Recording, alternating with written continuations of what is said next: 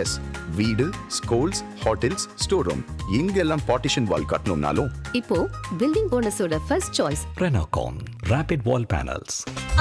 No compromise. உங்க சைடுலயும் எங்க சைடுலயும். It's a GT promise. GT Holidays, South India's #1 travel brand. ஆச்சி மசாலா. எந்த சமையலும் ருசி தேடும் ரகசியம். 20 ரூபாய். இந்த தேர்தல் முடிவுகள் ஒரு பக்கம், யார் ஜெயிக்க போறா ஜெயிக்கல அப்படிங்கறத தாண்டி நமக்கு நாடு அப்படிங்கிற ஒரு விஷயம், குறிப்பா இந்தியாவுடைய அடித்தளம் அப்படிங்கிற ஒரு விஷயம், அதுக்கு ஜனநாயகம் எந்த அளவுக்கு முக்கியம் அப்படிங்கிறதும் தெரியும். அதுல இப்ப வரக்கூடிய முடிவுகள் எந்த மாதிரியான ஒரு தாக்கத்தை ஏற்படுத்தும்? கடந்த 5 ஆண்டுகளாக ஒன்றுமில்லாத போய்விட்டது. இந்த ஓரிரவில் மாற்றங்களை கொண்டு வருமா என்று கேட்டால் வரும். தமிழகம் ஒரு புது அரசியலை நோக்கி செல்லுகிறது. சப்போஸ் எடப்பாடி பழனிசாமி முதலமைச்சராகிவிட்டால் என்ன ஆகும்? தமிழகத்தினுடைய நிலைமை மாறும். மத்திய அரசாங்கம் டபுள் இன்ஜின் சர்க்கார் என்று சொல்லுகிறார்கள், அது வரும். அதை தவிர இந்த 39 எம்பிக்களுடைய எதிர்காலம் என்ன ஆகும்? இன்னும் 2.5 வருஷம் இருக்கு அவங்களுக்கு. திமுகவுடைய 23 எம்பி என்ன பண்ண போறாங்க? இந்த 10 வருஷம் என்ன பண்ணாங்க? அதெல்லாம் கேள்வி கேட்பாங்கல்ல ஜனங்க. தமிழகத்தை 2 தேசிய கட்சிகளும் கைவிட்டு விட்டதா என்றால் இல்லை. பாரதிய ஜனதா கட்சி எடப்பாடி பழனிசாமி அவருக்கு அவுட் சோர்ஸ் பண்ணிட்டாங்க. முழுக்க முழுக்க கான்சென்ட்ரேட் பண்ண முக்கியம் வெஸ்ட் பெங்கால். பியூஷ் கோயலை வச்சுதான் தமிழ்நாட்டுல பண்ணாங்க. ஆனா அகில இந்திய காங்கிரஸ் தமிழ்நாட்டை போட்டு விட்டு.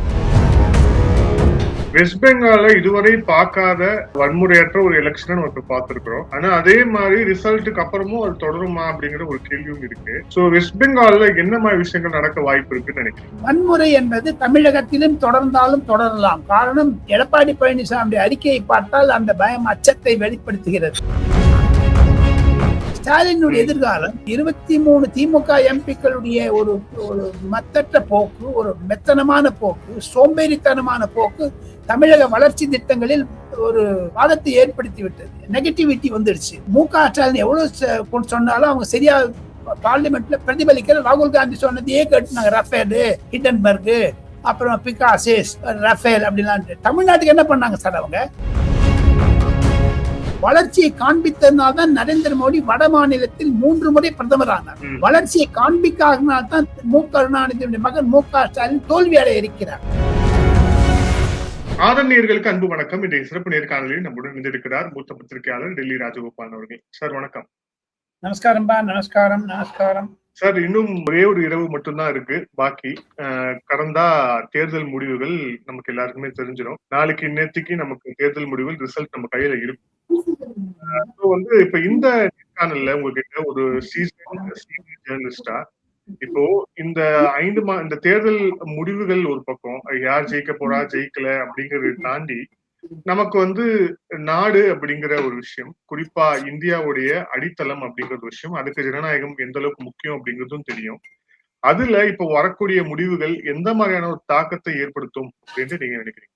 தமிழ்நாடு வளர்ச்சி தேவை. தமிழ்நாட்டிற்கு அண்டை தேசமான இலங்கையிலிருந்து வரக்கூடிய ஒரு பிரச்சனைகள், லாபங்கள், நஷ்டங்கள், அதை தவிர தமிழகத்தில் இருக்கக்கூடிய வியாபாரம், விவசாயம், தொழில்நுட்பம் இவைகளெல்லாம் வளர்ச்சி பெற வேண்டும். கடந்த 5 ஆண்டுகளாக ஒன்றுமில்லாத போய்விட்டது. இந்த ஓரிரவில் மாற்றங்களை கொண்டு வருமா என்று கேட்டால் வரும். தமிழகம் ஒரு புது அரசியலை நோக்கி செல்லுகிறது. விஜய் வந்ததுனால கூட, பிளஸ் ரஜினிகாந்த் டிஎம்கேட போனதுனாலே. இதே ரஜினிகாந்த் 1996 பெரிய புரட்சியை உண்டு பண்ணார். 173 சீட்டை கொடுத்தார் டிஎம்கே. ஞாபகம் இருக்கும் உங்களுக்கு? ஏடிஎம்கே 4 சீட் தான் வந்தாரு. இப்போ அந்த கதி டிஎம்கேக்கு வந்துட்டு, அதே ரஜினிகாந்தால டிஎம்கே க்ளோஸ் ஆகுமாலும் ஆகும், இல்ல வெற்றி பெற்றாலும் பெறலாம். திராவிட முன்னேற்ற கழகத்திற்கு நெகட்டிவ் அரசியலை விட்டு அவர்கள் ஆட்சிக்கு வருவாரே ஆனால் வளர்ச்சி திட்டங்களை முன்னேற்க வேண்டும். 39 எம்பிக்களை பெற்ற திராவிட முன்னேற்ற கழகம் என்ன செய்ய போகிறது? சப்போஸ் எடப்பாடி பழனிசாமி முதலமைச்சராகிவிட்டால் என்ன ஆகும்? தமிழகத்தினுடைய நிலைமை மாறும். மத்திய அரசாங்கம் டபுள் இன்ஜின் சர்க்கார் என்று சொல்லுகிறார்கள், அது வரும். அதை தவிர இந்த 39 எம்பிக்களுடைய எதிர்காலம் என்ன ஆகும்? இன்னும் 2.5 வருஷம் இருக்கு அவங்களுக்கு. திமுகவுடைய 23 எம்பி என்ன பண்ண போறாங்க? இந்த 10 வருஷம் என்ன பண்ணாங்க? அதெல்லாம் கேள்வி கேட்பாங்கல்ல ஜனங்க. கேட்டதுனாலதான் திமுக பின்னடைவு அடைகிறதோ, அதனால்தான் விஜயினுடைய வளர்ச்சியோ என்றெல்லாம் அதெல்லாம் முடிவு வந்துடும். ஆனாலும் ஒரு காமன் மினிமம் ப்ரோக்ராம் மாதிரி வச்சுட்டு வினோத், தமிழகத்திற்கு பைப் கேஸ் வேணும் இனிமேல். அகில இந்தியாவிலும் இருக்கு, தமிழ்நாட்டுல கிடையாது. ஜெயலலிதா பண்ணல, ஸ்டாலினும் பண்ணல. துரோகம் பண்ணார் ஸ்டாலின் தமிழகத்திற்கு. பிரைவேட் கம்பெனிக்கெல்லாம் கொடுக்குறேன்னா ஜெயலலிதா பண்ணவே இல்லை. ஜெயலலிதாவுக்கும் அந்த பிரைவேட் கம்பெனிக்கும் இருந்த தகராறுனால தமிழகம் வளர்ச்சி அடையாது போயிடுச்சு. இப்ப கேஸ் சிலிண்டர் பிரச்சனையில தமிழகம் தான் அதிகமா பாதிக்கப்பட்டது. அதே மாதிரி பரந்தூர் விமான நிலையம் மற்றும் 5 அல்லது 6 சிறு விமான நிலையங்கள் வேணும். கனெக்டிவிட்டி வேண்டும் தமிழகத்திற்கு. அனைத்து மாநிலங்களும் முன்னேறுகிறது. தமிழகம் கடந்த 5 ஆண்டுகளாக நரேந்திர மோடி விரோத பிரச்சாரம், ராகுல் காந்தி சேர்ந்து பிரச்சாரம் செய்ததுனால் ராகுல் காந்தி கடைசியில் கை விட்டார் ஸ்டாலின் கையை. ஸ்டாலின் ஏமாந்து போயிட்டார். மாநிலம் மாநிலம் சொல்லிட்டு இருந்தார். இப்ப இந்த 2026 கொடுத்த மாபெரும் பாடம் என்ன என்று கேட்டால், திராவிடம் மங்க ஆரம்பித்து விட்டது. மத்தியில் கூட்டாட்சி, மாநிலத்தில் சுயாட்சி என்ற ஒரு கோஷம் பின்னடைவு அடைந்து விட்டது. மாநிலத்தில் கூட்டாட்சி வந்துட்டுனா என்ன பண்ண போறாங்க? அப்போ கண்டிப்பாக தமிழகம் கூட்டாட்சியை நோக்கித்தான் செல்லுகிறது. ஆனால் இன்னும் ஒரு நைட்ல தெரிஞ்சிடும். இதெல்லாம் தான் ஒரு பெரிய பிரச்சனைகள்.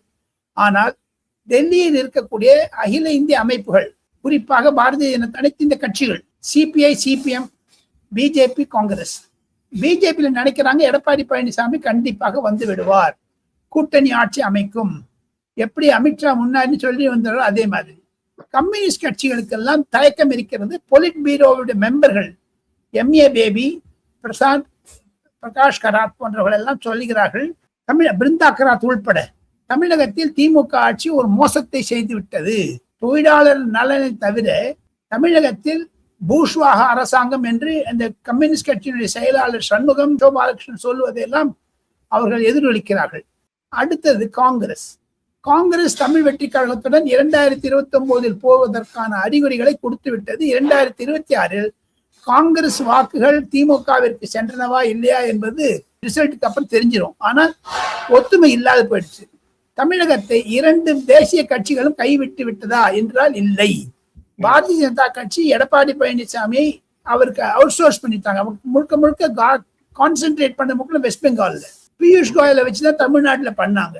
ஆனா அகில இந்திய காங்கிரஸ் தமிழ்நாட்டை போட்டு விடுத்து. பிரியங்கா காந்தி வரல, சோனியா காந்தி வரல, ராகுல் காந்தி வரல, 2 பேரும் பேசல. அவருடைய கோபத்தை காண்பித்தார்கள். அதுவே திமுகவிற்கு ஒரு எதிர்வினை ஆகிவிட்டது. இப்பொழுது 3வது பிளேயர் விஜய் வரலாம். விஜயை செப்டம்பர் 2025 நெசுக்க பொசுக்க பார்த்தார்கள். திமுக கிரஷ் பண்ணாங்க, அப்படியே ஷாரா புழிஞ்சாங்க. அத்தனை இன்னல்களை கொடுத்தார்கள். அதற்கு அனுபவிப்பார்கள், அனுபவித்துக் கொண்டு வருகிறார்கள். காரணம் என்ன என்று கேட்டால் வினோத், தேசிய அளவில் விஜய்க்கு நல்ல புகழ் வந்து விட்டது. அவர் கரூர் விஷயத்திற்கு அப்புறம், அவருக்கு கரூர்ல முன்னும் அல்லாதன்னு ஒண்ணு அப்படியே கண்டுக்காத விட்டுட்டு இருப்பாங்க. கரூரினுடைய ஒரு திருப்பு முனை தான் விஜய் எங்கு சென்றாலும் கூட்டத்தை எதிர்பார்த்தார். அவருக்கு அந்த ஒரு பம்ப் வந்தது கரூர்னால தான். சிம்பத்தி வந்தது, ஒரு அனுதாப அலை வந்தது. இப்ப காரைக்குடிக்கு மதுரையில இருந்து வந்தாரு. 1.5 மணி நேரம் ஜேர்னி. அவர் வந்து 4 மணி நேரம் ஆச்சு. குறைஞ்சது 4 லட்சம் பேர் பார்த்தாருன்னு ஒரு எஸ்டிமேட் போட்டிருக்காங்க ஒரு பிரைவேட் ஏஜென்சி. அது மாதிரி 17 இடத்துல போயிருக்காரு, 16-17 இடத்துல. அவர் எங்கேயுமே ஓட்டு போல. இருந்தாலும் பல கருத்து கணிப்புகள் அவருக்கு தான் வெற்றி வாகை சூடுவார்கள் என்று தெரிகிறது. இது எல்லாம் வச்சு பாத்தீங்கன்னா தமிழ்நாடு பின்னாடி வந்திருக்குது. கல்வித்துறையிலும் சரி, தொழிலாளர், விவசாயத்துறை மற்றும் ஒரு இண்டஸ்ட்ரியல் குரோத், எக்கனாமிக் குரோத், கடன் வாங்குறது நிறுத்தணுங்க. இதெல்லாம் பண்ணாங்கன்னா நல்லா இருக்கும் தான் என்னுடைய கருத்து வினோத். சார், இப்ப இது தமிழகம் மட்டும் கிடையாது. குறிப்பா வெஸ்ட் பெங்காலையும் இப்போ வந்து தேர்தல் வந்து நடைபெறுது. அது ரிசல்ட்டும் நாளைக்கு வரப்போகுதுன்னு பாக்குறோம். வெஸ்ட் பெங்கால இதுவரை பார்க்காத வன்முறையற்ற ஒரு எலெக்ஷன் நம்ம பார்த்திருக்கிறோம். ஆனா அதே மாதிரி ரிசல்ட்டுக்கு அப்புறமும் அது தொடருமா அப்படிங்கிற ஒரு கேள்வியும் இருக்கு. சோ வெஸ்ட் பெங்கால்ல என்ன மாதிரி விஷயங்கள் நடக்க வாய்ப்பு இருக்குன்னு நினைக்கிறேன்? வன்முறை என்பது தமிழகத்திலும் தொடர்ந்தாலும் தொடரலாம். காரணம், எடப்பாடி பழனிசாமி அறிக்கையை பார்த்தால் அந்த பயம், அச்சத்தை வெளிப்படுத்துகிறது. ஒன்று. இரண்டாவதாக, தங்களுக்கு நன்றாக நினைவிருக்கும் 2021 மேற்கு வங்காளத்தில் தேர்தல் முடிந்த பிறகு பல பாரதிய ஜனதா கட்சியினுடைய ஆதரவாளர்கள் கொல்லப்பட்டார்கள், பெண்மணிகள் கற்பழிக்கப்பட்டார்கள். திரிணாமுல் காங்கிரஸ் தோழர்கள் எல்லாம் கம்யூனிஸ்ட் கட்சியிலிருந்து வந்தவர்கள். அவர்களும் இந்த கம்யூனிஸ்ட் பாணியில பண்ணதுனால திரிணாமுல் காங்கிரஸுக்கு அவப்பெயர்கள் கிடைத்தது. அதனால்தான் இந்த வாட்டி எலெக்ஷன் கமிஷன் ரொம்ப ஸ்ட்ரிக்டா இருக்காங்க. ஒரு இடத்துல கூட தேர்தலை போஸ்ட்போன் பண்ணி இருக்காங்க பாருங்க. காரணம் என்ன என்று கேட்டால், மேற்கு வங்காளத்தில் வன்முறை எத்தனை தானே சுப்ரீம் கோர்ட் புல்லப் பண்ணியிருந்தது மம்தா பானர்ஜியை. மம்தா பானர்ஜிக்கு வாழ்வா சாவா என்று தான். காரணம், அகில இந்திய அளவில் 2029 நோக்கித்தான் அனைத்து மாநில தேர்தல்களும் செல்லுகிறது. அந்தந்த அரசியல்வாதிகள் பாஜகவை வளரவிடக் கூடாது என்று தடுப்பதற்காக செய்கிறார்கள். அதில் மம்தா பானர்ஜி தங்களுக்கு நினைவிருக்கும் தமிழகத்தில் விஜய்க்கு ஆதரவாகவும் திமுக பாஜக உறவு என்று ஒரு கோஷத்தை எழுப்பி காங்கிரசுக்குள்ள ஒரு கஷ்டத்தை உண்டாக்கி விட்டார் மம்தா பானர்ஜி. ஆக மொத்தம் தமிழ்நாட்டிற்கும் தேர்தல், ஒரு வெஸ்ட் பெங்காலுக்கும் ஒரு ஒற்றுமை வேற்றுமை இருக்கிறது. வெஸ்ட் பெங்கால்ல அமித்ஷா நாளை காலை, அதாவது 4ஆம் தேதி மாலை வெற்றி பெற்றவுடன் அங்கு செல்ல இருக்கிறார். அமித்ஷாவிற்கு நல்ல ஒரு கான்பிடன்ஸ் இருக்கு, பாஜக ஆட்சி அமைக்கும் என்று. அது யதார்த்தமாக இருக்கிறது. ஏன்னா 3 எம்எல்ஏல இருந்து 7 எம்எல்ஏ ஆனாங்க, 77 எம்எல்ஏ ஆனாங்க. இப்போ ஆட்சி பிடிப்பதற்கான ஒரு யூகங்கள் வந்து விட்டது. காரணம் மம்தா பானர்ஜியுடைய 15 ஆண்டு அரசியல் வாழ்க்கையில் அங்க ஒரு சின்ன, எனக்கு ஒரு ரொம்ப டியர் ஃப்ரெண்ட் ஒருத்தர் இருக்காங்க, 24 பர்கானாஸ் இடத்துல தமிழ்காரங்க நிறைய இருக்காங்க. அங்க வீடு வாங்குறது விற்கிறதுன்னா திரிணாமுல் காங்கிரஸ்காரனுடைய கையெழுத்து இல்லாத ரெஜிஸ்டர் பண்ண மாட்டாங்க. அங்க ஊழல் நடக்குது. தமிழ்நாட்டுல ஒரு காலத்துல இருந்தது, அது கட்ட பஞ்சாயத்து பண்ற மாதிரி. இங்க அங்க வேற மாதிரி தான் பண்றது. ஒரு காலத்துல மும்பையில இருந்தது, ஒரு காலத்துல உத்தரப்பிரதேசத்துல. அதெல்லாம் தகரடித்தார் யோகி ஆதித்யநாத். அதே மாதிரி சுவேந்து அதிகாரி செய்கிறேன் என்று வாக்குறுதி கொடுத்தவுடன் பல ஆதரவாளர்கள், கம்யூனிஸ்டுக்கு ஆதரவாளர்களா இருந்தாலும் சரி, பாஜக இருந்தாலும் சரி, மம்தா பானர்ஜிக்கு எதிர்த்து போனார்கள். என்ன, ஒரு வீடு வாங்கினேன், ஒரு 1.5 கோடிக்கு வீடு வாங்கினேன்னா இவங்களுக்கு வந்து பணம் கொடுக்கணும். ஒரு 5 லட்சம் 3 லட்சம் புரோக்கரேஜ் பண்றாங்க அவங்க. உங்களுக்கு ஏதாவது டெத் சர்டிபிகேட் வேணுமா, அவங்ககிட்ட ஒரு 5000 ரூபாய் கொடுத்துங்க, மத்த நாள் காட்டால் வந்துடும். கம்யூனிஸ்ட் கட்சி எப்படி செய்ததோ அதே மாதிரி திரிணாமுல் காங்கிரஸ் செய்கிறார்கள். அதனால்தான் திரிணாமுல் காங்கிரஸுக்கும் கம்யூனிஸ்டுக்கும் வித்தியாசம் கிடையாது. பாஜக ஒரு வித்தியாசத்தை காண்பிக்கிறார்கள். இது நடுவே அதீர் ரஞ்சன் சௌத்ரி என்று சொல்லக்கூடிய எதிர்கட்சி தலைவராக இருந்தாரே காங்கிரஸுக்கு லோக்சபால சென்ற வருடம், சென்ற முறை அவர் நிறைய மம்தா பானர்ஜிக்கு எதிர்த்து பண்ணார். ரியல் பிரணாப் முகர்ஜியுடைய ஆள் அவர் வந்து இப்ப ஓப்பனா சொல்றாரு, என்னுடைய வீடெல்லாம் வித்துட்டேன், எனக்கு கட்சி பணம் தரல. அவங்க சொல்றாங்க மம்தா பானர்ஜி விரோதிச்சுக்காத, கம்யூனிஸ்ட விரோதிச்சுக்காத, பாஜக வளர்ந்துரும். அதை ராகுல் காந்தி பிரதிபலித்திருக்கிறார். ராகுல் காந்தி சொல்லியிருக்கிறார், மேற்கு வங்காளத்தில் பாஜக வந்து விட்டது, காரணம் மம்தா பானர்ஜி என்று. ஆக மொத்தம் ராகுல் காந்தியும் 2029 நோக்கி செல்கிறார், மம்தா பானர்ஜியும் 2029 நோக்கி செல்கிறார். மம்தா பானர்ஜி 26 தோல்வியுற்றால் 2029 பிரதமராக முடியாது என்ற ஒரு அவநம்பிக்கை வந்து விட்டது. அதே மாதிரி ஸ்டாலினுடைய எதிர்காலம் 23 திமுக எம்பிக்களுடைய ஒரு மத்தற்ற போக்கு, ஒரு மெத்தனமான போக்கு, சோம்பேறித்தனமான போக்கு தமிழக வளர்ச்சி திட்டங்களில் ஒரு வாதத்தை ஏற்படுத்தி விட்டது. நெகட்டிவிட்டி வந்துடுச்சு. ஸ்டாலின் எவ்வளவு சொன்னாலும் அவங்க சரியா பார்லிமெண்ட்ல பிரதிபலிக்கிற. ராகுல் காந்தி சொன்னதையே கேட்டுனாங்க, ரஃபேல், ஹிண்டன்பர்க், அப்புறம் பிகாசிஸ், ரஃபேல் அப்படிலாம். தமிழ்நாட்டுக்கு என்ன பண்ணாங்க சார் அவங்க? அதே மாதிரி வெஸ்ட் பெங்கால் இருக்கக்கூடிய எம்பி வெஸ்ட் பெங்காலுக்கு என்ன பண்ணாங்க? ராகுல் காந்தி பின்னாடி போனாங்க. ஆக மொத்தம் 2029 தேர்தலை மனதில் வைத்துக் கொண்டுதான் 2026 மாநில தேர்தல்கள் நடைமுறையாக அகில இந்தியாவில் அந்தந்த தலைவர்கள் பார்க்கிறார்கள் என்று என்னுடைய கருத்து. அடுத்த மாநிலமாக தமிழகத்துக்கு அருகே இருக்கக்கூடிய கேரளா பிளஸ் பாண்டிச்சேரி அப்படின்னு சொல்லலாம். இப்ப கேரளால மட்டும்தான் காங்கிரஸுக்கு ஒரு நல்ல செய்தி வருமோ அப்படிங்கிற தோற்றம் வருகிறது. உங்களுடைய பார்வை? காங்கிரஸ் ஜெயிக்கும், நிச்சயம் ஜெயிக்கும். கேரளா காங்கிரஸ் ஜெயிக்கும். காங்கிரஸ் ஜெயிச்சா கூட உட்கட்சி பிரச்சனைனால காங்கிரஸுக்கு ஒரு பாதகம் ஏற்படும்.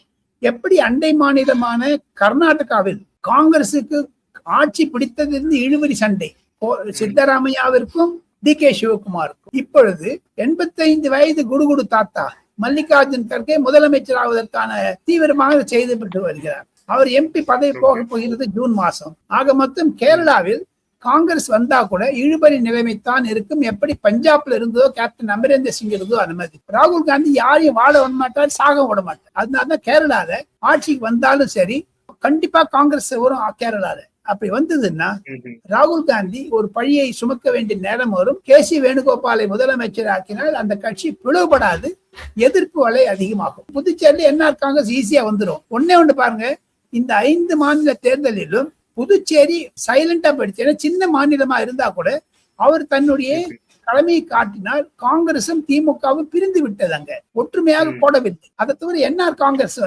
பாஜக அழுத்தம் காட்டினாலும் தமிழகத்திற்கு பாஜக ஆட்சியில் பிடிக்க வேண்டும் என்பதற்காக புதுச்சேரியை முன் உதாரணமாக காண்பித்து எடப்பாடி பழனிசாமியுடன் கூட்டு மந்திரி சபையில் பாஜக சேர்ந்தாலும் ஆச்சரியப்படுவதற்கு இல்லை வினோத். சார், இப்போ அதை தாண்டி இருக்கக்கூடிய விஷயங்கள் அசாமும் இருக்கிறது. ஏன்னா இப்ப வெஸ்ட் பெங்கால் நம்ம பேசுற மாதிரி அசாம்லயும் இந்த இல்லீகல் இமிகிரண்டான அந்த இஷ்யூஸ் எல்லாமே இருக்கு. ஆனா வரக்கூடிய கருத்துக்களின் அடிப்படையில் ஹிமந்தா பிஸ்வா சர்மாவுக்கு ஒரு எட்ஜ் இருக்கிறதாக சொல்லப்படுகிறது. சோ அஸ்ஸாம்ல முடிவுகள் எந்த மாதிரி இருக்கும்? ஏன்னா அங்கேயும் ஒரு காங்கிரஸோட ஒரு ஹெவி வெயிட் அங்க இருக்கிறாரு அப்படிங்கிறத பாக்குறோம். கோகோய் குடும்பத்துல இருந்து ஒருத்தர் இருக்கிறாரு. அங்க எப்படி இருக்கும்னு நினைக்கிறீங்க? அங்கு காங்கிரசுக்கு தோல்வியை காணும், பாஜக வெற்றி பெறும், ஹேமந்த் பிஸ்வா சர்மா வெற்றி பெறுவார். காரணம் என்ன என்று கேட்டால், பிரியங்கா காந்தி அங்கு முழு நேர ஒருங்கிணைப்பாளரா ஃபுல் டைம் கோஆர்டினேட்டரா போனாங்க, போவே இல்லை அந்த அம்மா. இந்த பவன் கேரா விஷயத்திலையும் ஹேமந்த் பிஸ்வா சர்மாவுக்கு மனைவியார் 3 வீடு இருக்கு, 3 பாஸ்போர்ட் இருக்குன்னு சொன்னதுனாலையும் கௌரவ் கோகோய் என்று சொல்லக்கூடிய காங்கிரஸ் தலைவருக்கு அவருடைய மனைவி பாகிஸ்தான் ஏஜென்ட் என்று சொன்னதுனால காங்கிரஸ் ஒரு வினையை உருவாக்க பார்த்தார்கள் பவன் கேரா மூலமாக. பவன் கேரா பயந்துட்டு தெலுங்கானாவை ஒளிஞ்சின்றாரு, பயந்தாங்கொல்லி மாதிரி ஒளிஞ்சின்றார். அவனை அரெஸ்ட் பண்ணதுக்காக சுப்ரீம் கோர்ட் முன்ன போனாங்க. சுப்ரீம் கோர்ட் கூட அவருக்கு அரெஸ்ட் பண்ணக்கூடாதுன்னு சொல்லிட்டான். எனினும் 4ஆம் தேதி அவர் ஜெயித்த பிறகு பவன் கேடாவை பவன் பேடாவாக்கி விடுவேன் என்றெல்லாம் ஹேமந்த் பிஸ்வா சர்மா அசிங்கமான அச்சிட முடியாத பாஷைகளில் பேசியது சுப்ரீம் கோர்ட் நிந்தித்தது. அது காங்கிரசுக்கு இணைப்பு வந்தாலும் காங்கிரஸ் அங்கு தோல்வி அடையும். தோல்வி அடைந்த பிறகு பவன் கேராவை உருளைக்கிழங்கு சப்ஜி மாதிரி இல்ல வெண்டைக்காய் மாதிரி வதக்கி விட்டுருவாங்க, நல்லா போட்டு மேல கீழே போட்டு வதக்கி விட்டுறாங்க. அதை வீடு கெடுத்ததானோ என்னமோ அசோக் ஸ்ரீவத்சவா என்று சொல்லக்கூடிய தூர்தர்ஷனுடைய தலைமை ஆசிரியர், செய்தி வாசிப்பவர், அவர் விவாதத்தை நடத்துபவர், அவரை தெலுங்கானா போலீஸ் இன்று காலை 3ஆம் தேதி மே மாதம் Sunday early morning 4 o'clock arrest பண்ணியிருக்காங்க டெல்லியில. அது ஒரு நெகட்டிவா போனாலும் வரக்கூடிய நிலைமையை பார்த்தால் அசாமில் பாஜக மீண்டும் 3வது முறையாக வெற்றி அடையும். ஒண்ணு வினோத், தமிழ் நேயர்களுக்கு ஆதன் தொலைக்காட்சி மூலமாக வினோத் மூலமாக சொல்லிக் கொள்வது ஒண்ணு. பொதுமக்கள் வளர்ச்சி எதிர்பார்க்கிறார்கள். வளர்ச்சியை காண்பித்ததுனால்தான் நரேந்திர மோடி வட மாநிலத்தில் 3 முறை பிரதமர் ஆனார். வளர்ச்சியை காண்பிக்காதனால்தான் கருணாநிதியுடைய மகன் மு.க. ஸ்டாலின் தோல்வி அடைய இருக்கிறார். காரணம் என்ன என்று கேட்டால், அவர் எப்ப நெகட்டிவ் பாலிடிக்ஸ் அடாப்ட் பண்ணாரு ஸ்டாலின், அது தப்பு. ஒரு விதத்துல கை கோக்கணும், ஒரு விதத்துல கைவிடணும், அதான் அரசியல். அவருக்கு அரசியல் தெரியும், நான் தெரியும்னு சொல்லக்கூடாதுன்னு. சிறுபான்மையின் வாக்குக்காக நரேந்திர மோடி நிந்தினதுக்கு நரேந்திர மோடி மீதும் விஜய் மீதும் கூட அனுதாபலை வந்து விட்டதாகத்தான் நான் கருதுகிறேன். காரணம் என்ன என்று கேட்டால், ஒரு அடிச்ச பாம்பி அடிச்சிருந்தா என்ன பிரயோஜனம்? விட்டுருங்க. நரேந்திர மோடிக்கு இப்படி நெகட்டிவ் அப்பாயின்ட் பண்ணதுனால அவரு 10 லட்சம் கோடி கொடுத்தேன்னாரு, 12 லட்சம் கோடி, அதை தவிர 8 கோடி கடன் வாங்கியிருக்காங்க, 8 லட்சம் கோடி. இந்த 20 லட்சம் கோடி என்னாச்சுங்க வினோத்?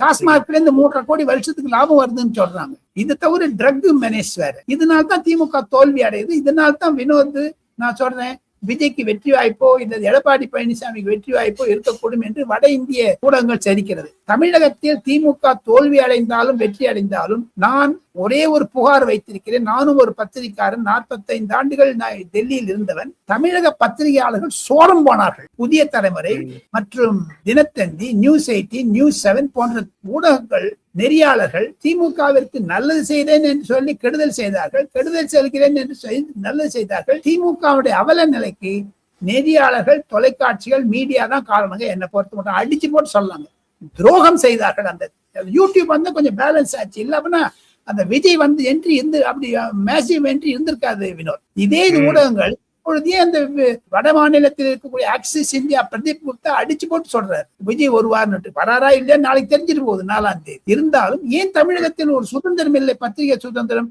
போதாத வரைக்கும் இன்னைக்கு பத்திரிகை சுதந்திர நாள் வேற. நன்றி சார், பொறுத்து பார்ப்போம். ரிசல்ட்டுக்கு அப்புறமும் நம்ம எப்படியும் பேசதான் போறோம். என்ன மாதிரி ரிசல்ட் வருது கண்டிப்பாக எல்லாமே. வினோதும் நானும் கடந்த 5 வருடங்களாக திமுகவிற்கு ஆதரவாகவோ எதிராகவோ தமிழக வளர்ச்சிக்காகத்தான் பேசியிருக்கிறோம். பொதுமக்கள் நன்றாக நம்முடைய ஊடகத்திற்கு ஆதரவு தந்தார்கள். எது இருப்பினும் தமிழகத்திற்கு வளர்ச்சி தேவை. விஜய் வரட்டும், எடப்பாடி வரட்டும், திமுக வரக்கூடாது என்ற அமைப்பில் இருக்கிறார்கள் பலர். நன்றி சார், நன்றி.